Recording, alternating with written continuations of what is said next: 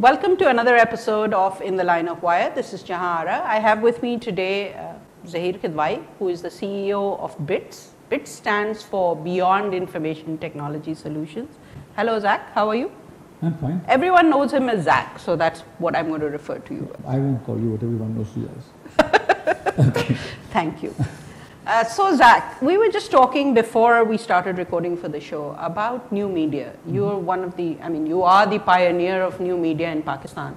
And you started as early as 1989. So tell us about that. What was that first application that you made, even before new media became a buzzword around the world? Well, 1989 there was Asia Congress. In Lahore. In Lahore.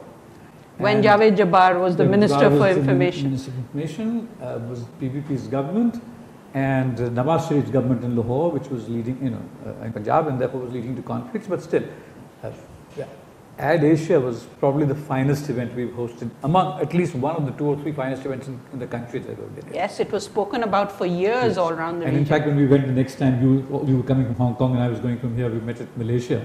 And almost everybody thought Malaysia would really have a show, and they all kept saying it was nothing like Pakistan. So it was amazing. But how it happened was, obviously I was interested in technology, education. I had my little 9-inch Mac, which strangely enough in those days had a touch screen attachment to it. Yeah. And Edward de Bono was coming for the keynote speakers program there. I remember, nobody recognized him. He was walking around totally lost. So when I heard that he was coming, I rang up this Ad Asia people and I said, I want to listen to the keynote address, and how do I get to Lahore and listen to this? I can go on my own, but how much will it cost? And they said, are you from an advertising agency? Get your company to book it. I said, I'm not. I'm just a freelance single person.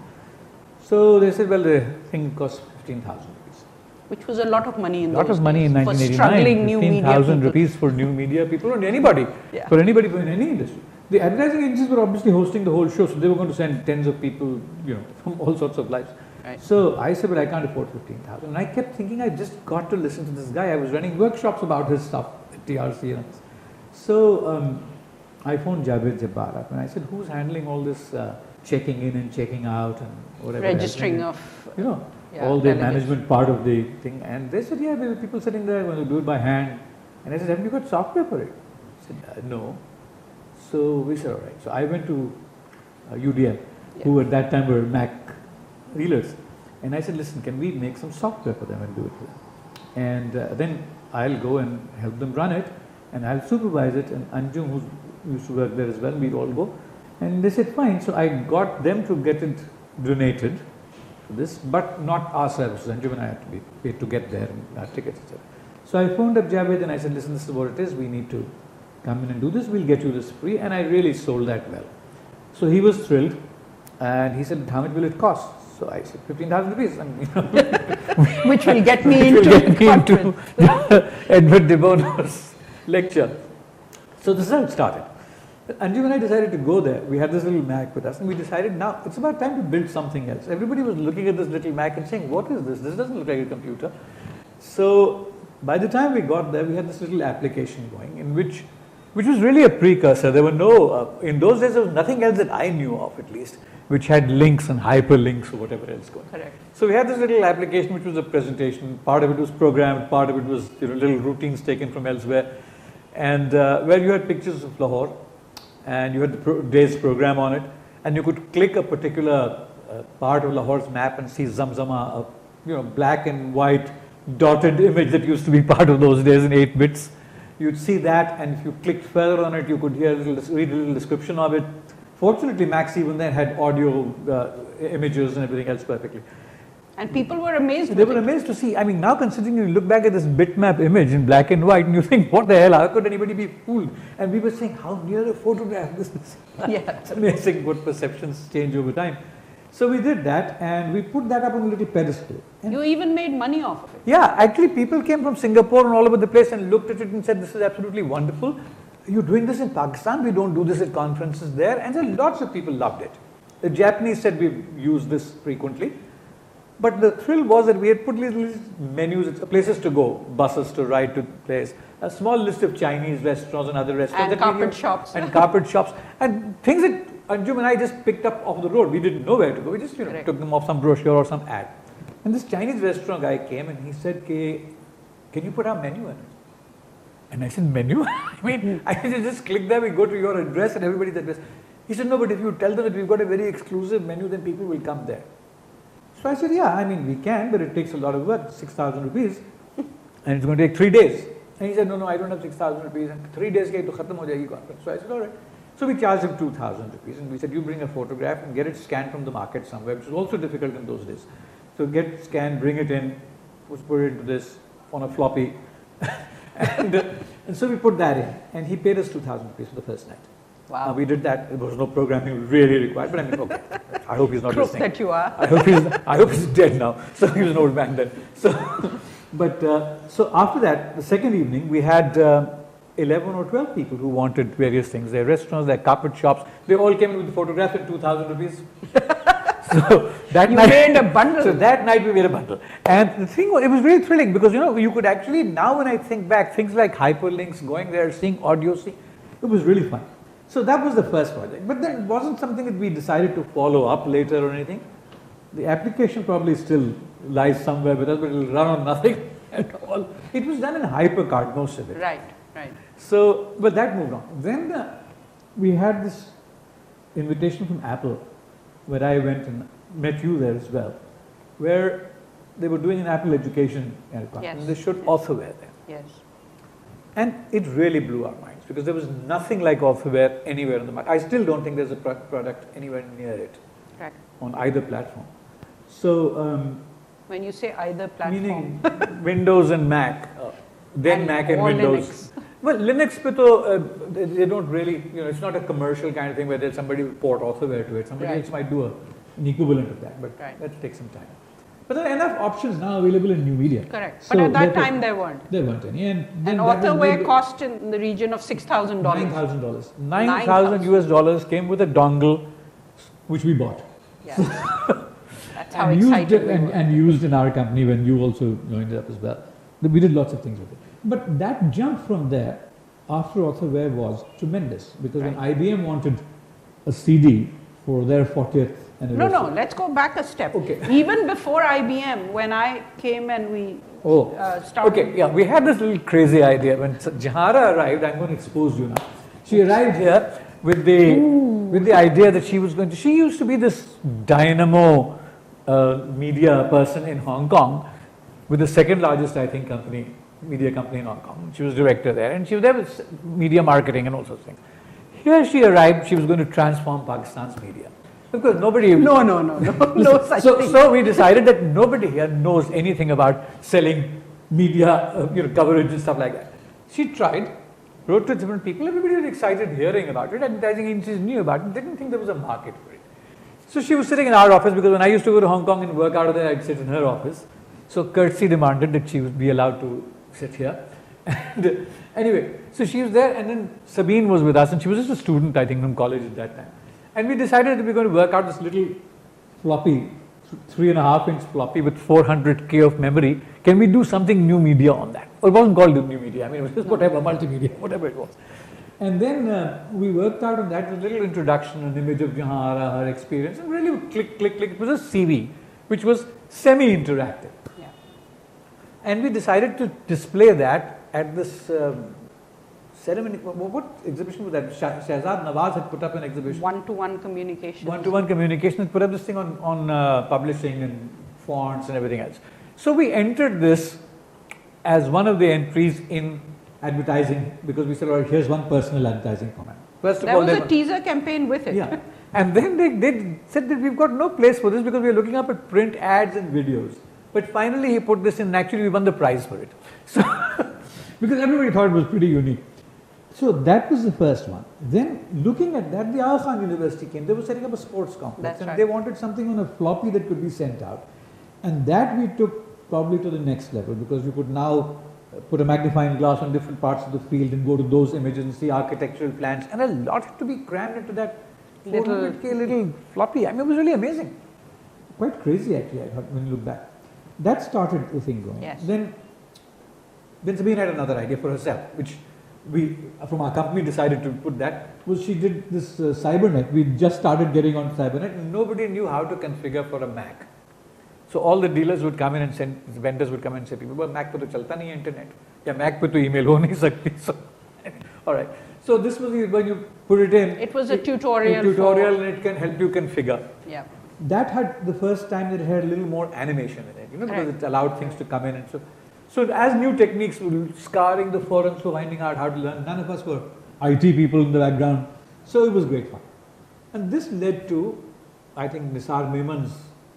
When we decided to pitch. He wanted to go to do something 40 years of IBM in Pakistan, nearly the 50th year of Pakistan, not quite yet. And South Africa was their regional office. And they were looking at somebody in Singapore, India and wherever else to get a multimedia CD deal. And when we went and told them that, we can do it. He said, what does we mean? There were four of us. We told them that there were 4 of us in the company and we can do it. And he said, we got something to show, and we showed them these little bits. And, it was IBM, and first of all, 3 of us who had walked into his office were wearing Mac t-shirts, which was pretty frowned upon. The first thing he did was to make us change into IBM t-shirts. Well, he didn't take us as IDP. He gave us those little IBM OS2 badges. He made me change into an IBM maybe you want to see you change. Which had that IBM on it, the I and then a B. Okay. Yeah, that's right. Anyway, so we got that and we showed it to him and he said, are you sure you can handle this? And of course, we've done lots of it. Correct. Which we've done nothing of. But we must give him credit. No, but he understood that despite opposition in his office, he gave us this job. And he said, all right, if Pakistan can do it, fine. But it will have to be passed by the South African agent who got them. So we sat down and they were going to do a history of IBM and catalogue of their products in the interactive CD. And we thought that was boring. So we said, can we put in a little part about Pakistan? So we added culture, music, history, and some quizzes about IBM that most people at IBM couldn't answer. And Charlie Chaplin. And for my own self, the best part of that quiz was actually teaching IBM people about IBM because, they didn't realize that there were 4 Nobel Prize winners working in their offices in worldwide. And the fact that we didn't have, they didn't have a photograph of their first CEO who was country manager for many years. I must tell this story. I'm sorry if I'm going to take time, but this is important. Dadi Saab was the first CEO. Yes. We've also had a photograph of the first IBM computer coming off from the port and going into this high-tech thing, going on a Gada Gadi or a Goda Gadi or something, being carried into it, but that was fine. But what was important was that Dadi Saab ki koi photograph nahi thi in his formal suit dress. And we had Kareem, we had all these And where we did have it, his eyes were closed. His eyes were closed. So we finally got one, enlarged it. Now you think back, this is also early 90s, 96. 96. Yeah. So 96 May. So we're now getting this little Photoshop 1 type of thing. And I've got somebody else's suit put onto Mr. Dadi. And I've also got somebody else's eyes and put that onto Mr. Dadi, but he looks Dadi-ish anyway. The fun thing is that we've got the suit off from another IBM picture, and the question I'm asked by this high-tech guy at IBM, कि आपने उनका suit उनको पहना है, fit आ गया? So, excuse me, this is Photoshop, it's about shrinking, fit out. It's really funny. So anyway, we got this, and then the South African people came. I must admit, Nisar not only supported us, the company was upset by the fact that we were working all on Macs, but then Authorware was only available at that time on Macs and only a player on Windows, which is the reverse now. Yeah. But so we had to work on Macs and transfer everything to an IBM to show it to them, and this was very difficult. So he gave us an IBM PC. Yes, but it was very difficult to take this across. So we asked him to come, and when I first phoned up his secretary and I said, would you please ask Mr. Nisar Memons if he wants to see it, can he come across to our office? They were horrified. How dare 3 twerps in IT ask the giant of the industry, the chairperson of that, and he was a big shot, IBM's chairman. He still is. He still is, but in different ways. But so for him to come here to our office, and he was casual, he walked. Yes. It was absolutely amazing. So he walked and he brought people, then he brought the South African region person who still had doubts that Pakistan could do it. But she came and saw it and she said, this is wonderful, you guys can go ahead. So we got the contract and we produced, that was the first CD-ROM that got produced. Yes. And then it was a kiosk produced to go with it so that they could take that by, not donkey cart this time, but by some van into different cities and show them. Correct. Seeing that ICI wanted something else, and we did something for them, and then made their first large kiosk. And then the first Jaffarji's interactive product catalog. Product catalog came out that you could place orders online on that. It was really amazing. So it was good fun. I think where as a company, financially, we never did well as much, was because... That's because we were having too much fun. Yeah, we were having too much fun, and we had one thing which was, I'm saying this to people who are IT people, that maybe you should never fall into this trap. Chances are you won't, but please never do. We decided that instead of the tried and true formula that once you know, if you've got this mug, then the way it becomes cheap is that you produce 5 million of them with one mold. If you want every mug to be a different shape, it's going to be very expensive. This was it. We'd done this, we countered here, we'd calculated something new here, we'd got a new idea, the next CD won't have it, or the next product won't be a CD or something else, it's got to be different. But there was never a template, and each one took us the same amount of time. But the best part was that when we moved on to things like AB and AMRO, who then asked us to do 50 years of art in Pakistan, which we proposed to them because there were art people everywhere around the world, they were doing art. And we did 50 years of art in Pakistan, and I really hoped by this time we'd got mature onto authorware work, etc., that a lot more people in Pakistan, because you obviously no one company, anyone can claim to do everything. And if we did 50 years of art in Pakistan, it was not our expertise, it may have been our interest. My wife was doing a lot of research, and it was her interest. But in this valley, we took two people who were then students, who are now teachers, recognized teachers of art and artists, to do the research for us, because there's got to be expertise coming in. I've seen a lot of other CD-ROM and new media material, mediocre or worse. Where it fails is that the content is nothing that those people are aware of. So, so domain experts should be involved because they understand the content. Absolutely, they have to understand, and they also understand their audience. I mean, you might want to put a little shashka which may not go very well with the 90-year-old heart patients that they're trying to target. They know where to have access to this content. So this 50 years of art in Pakistan was, I think, very good. Really interesting that 10 years after the 50 years of art in Pakistan has come and gone, it was never commercially sold.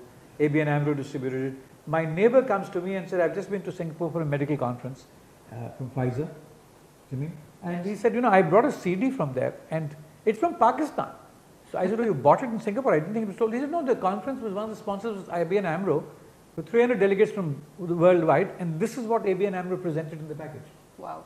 And that's our art CD. So they obviously replicated it. Sure, and they may have stocks left. I mean, I don't know what they did. Yes. Or maybe the Pakistan batch sent it to them for some eventual things. But this is great to see that so many years later, it could be presented as something that could still be of value.